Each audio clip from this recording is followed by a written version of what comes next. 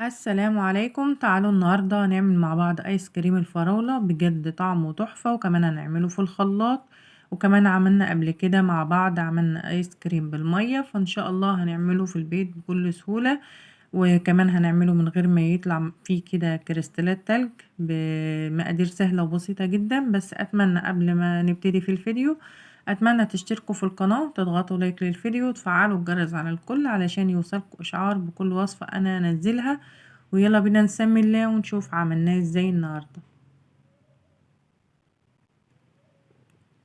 مبدئيا كده، نص كوباية كريم شانتيه خام، كوباية لبن، كوباية الا ربع لبن. تمام. هحط هنا بقى في شفشق الخلاط كوباية الا ربع لبن، ونص كوباية سكر بودرة، ونص كوباية كريم شانتيه خام اللي هو بدون سكر. عشان لو انت اشتريت اللي هو فيه سكر، مهما تضربي فيه بيخليلك القوام بيبقى سايل، ما بيبقاش متماسك وما بيعملش معاكي فوم حلو. فلما تجيبي تقولوا عايزة كريم شانتيه خام. تمام. هحط هنا بقى عليهم كيلو الا ربع فراولة متجمدة في الفريزر. انا هنا طبعا خليتها فكت 5 علشان الخلاط ما يبصش معايا. لو انت عايزة تعمليها في الكبة والقوام يطلع معاكي تقيل عن كده، هتخلي المانجا تبقى الفراولة تبقى مجمدة عن كده. تمام. انما انا خرجتها من الفريزر، سبتها 10 دقايق كده على الرخامة، فكت شوية عشان بس الخلاط ما يبصش معايا. تمام. هضربه كده ضربتين 3 لحد لما يبقى القوام معانا بالشكل ده.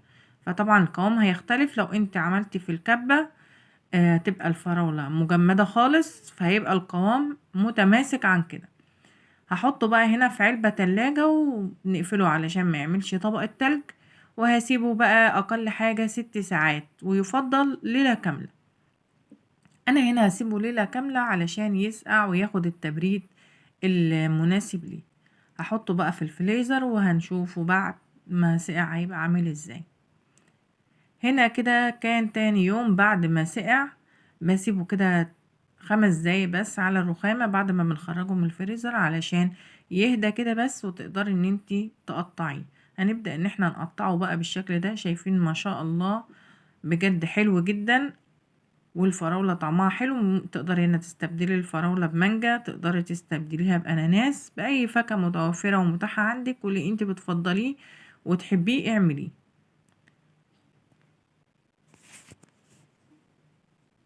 وطبعا الحاجات دي في البيت يعني دلوقتي احسن واضمن واوفر وكمان اسهل. يعني ايه تعملي كده على طول في البيت. شايفين ما شاء الله القوام بتاعه حلو، وما فيهاش اي كريستالات تلج ولا اي حاجة. وان شاء الله هجربوه هنا لاعجابكم. ده كده صوص فراولة انا عاملاه هنا في البيت. لو عايزين الطريقة قولوا لي ان شاء الله وانا ابقى اعمله لكم.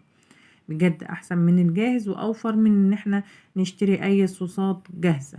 تمام. بنزين بيه بس كده علشان آه الاولاد يعني يحبوا الشكل اكتر.